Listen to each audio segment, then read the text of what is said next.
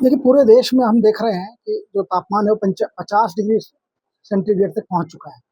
और मेरी आपके माध्यम से जनता से अपील है कि इस जो भीषण गर्मी है इसके प्रकोप से बचें।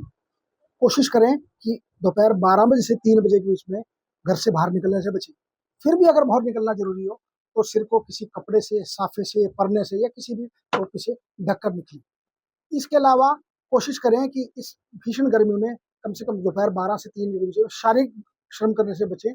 अगर फिर भी जैसे कईयों का प्रोफेशन है, कई मजदूर हैं, ये काम करते हैं, वो अगर फिर भी कर रहे हैं तो बीच-बीच में 15-15, 20 मिनट पे, आधे घंटे पे गैप लेते रहें और पानी पीते रहें और पर्याप्त पानी पिएँ।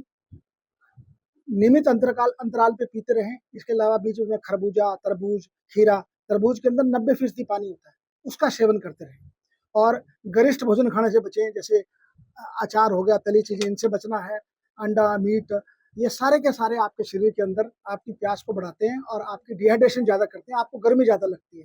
तो इनके आपके प्रकोप से बचना है और इसके अलावा आपने बीच-बीच में जैसे मैंने बताया कि पानीदार फल खाते रहना है।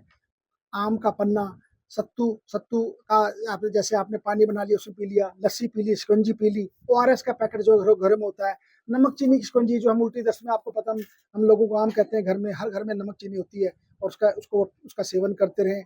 इसके अतिरिक्त विशेष रूप से बहुत ज़रूरी है कि बुजुर्ग इस उस ऐसे गर्मी के इसमें जो टेम्परेचर है उसके प्रकोप से बचें, क्योंकि बुजुर्गों को दिक्कत होती है कि बुजुर्ग बार-बार पेशाब करने डरते हैं। कि कौन बार-बार उठ के जाए। उसके चक्कर में डिहाइड्रेशन में ज़्यादा की संभावना होती है। तो आपको पता है छोटे बच्चे और बुजुर्ग जो हैं, उनमें बीमारियों का असर हमेशा ज़्यादा होता है। सर्दी हो चाहे गर्मी हो, आपने देखा होगा कभी भी हम देखते हैं उन पे ज़्यादा असर आता है। तो बुजुर्गों का विशेष रूप से ध्यान रखें और बुजुर्गों को तो कम से कम 12 से 4 के 3 से 4 बजे तक के बीच में नहीं निकलना चाहिए और बुजुर्ग दवाइयाँ खाना भी कई बार भूल जाते हैं। जैसे उनको कई ऐसी बीमारियाँ होती हैं जिसमें उनको विस्मृति हो जाती है, जैसे अल्जाइमर डिजीज़ है, पार्किंसन डिजीज़ है, इनके कारण। तो इसलिए बुजुर्गों को विशेष रूप ध्यान रखना है। और इस दौरान अगर सब कुछ करने के बाद भी अगर किसी को उल्टियाँ लग रही हैं और वो उसको सुध-बुध खो रहा है अपनी, यानी कि अपनी पूरी की पूरी विक्षिप्त अवस्था में आपको जाता लग रहा है, जैसे सेमी कॉन्शियस टाइप लग रहा है आपको, तो आपने उसको मुँह से कुछ नहीं देना। आपने तुरंत नज़दीकी किसी भी प्राथमिक स्वास्थ्य केंद्र, सामुदायिक स्वास्थ्य केंद्र अथवा निकटतम कुरुक्षेत्र जैसे लोकनायक जयप्रकाश जिला नागरिक अस्पताल है, यहाँ संपर्क करें और उसको दाखिल कराएँ। क्योंकि अगर शरीर के अंदर पानी की कमी हो जाती है और अगर आप कोमा में चले जाते हो, आपको पता है कोमा में जाने के बाद और अगर रिकवरी जल्दी ना हो तो आदमी की मौत भी हो सकती है। इन दिनों में क्या केस कुछ ज़्यादा आ रही है? देखिए अभी क्योंकि शुरू हुई है, क्योंकि आज मुझे लगता है दूसरा या तीसरा दिन है, तो अभी इतने नहीं आए हैं। लेकिन मुझे लगता है कि अगर लोगों ने सरकार द्वारा दी गई हिदायतों का और जैसे समय-समय पर आपके चिकित्सक आपको बताते रहते हैं कि गर्मी से बचाव के लिए क्या-क्या उपाय करें, अगर उनका ध्यान नहीं रखेंगे और जो हिदायतें आपको दी जा रही है विभाग द्वारा, स्वास्थ्य विभाग द्वारा, आपके चिकित्सकों द्वारा उनका ध्यान नहीं रखेंगे, तो ये आपके शरीर के लिए जानलेवा हो सकता है।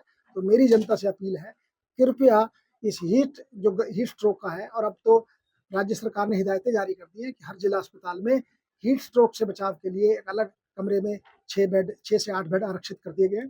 तो जनता से निवेदन है कि कृपया कृपया इससे बचाव करें और कोई दिक्कत हो तो इस अस्पताल में आकर नज़दीकी स्वास्थ्य केंद्र में आप संपर्क करें। हाँ जी, आजकल देखने में आ रहा है कि ज़्यादातर मरीज आँखों में लाली, जलन, रणक के साथ आ रहे हैं। ये ज़्यादा गर्मी का ही अब प्रभाव है पेशेंट्स पे आँखों पर।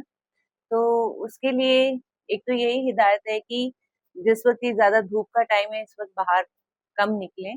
दूसरा, अगर ऐसे सिम्पटम्स आ रहे हैं तो एक सूती कपड़े में बर्फ लेकर उससे दिन में 2 बार 5-5 मिनट अगर हो सके तो उसका सेका दें बर्फ का।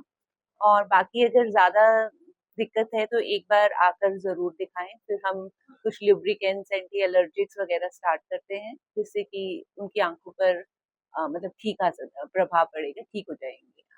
तो अब अलर्ट भी जारी किया गया है, तो क्या बचाव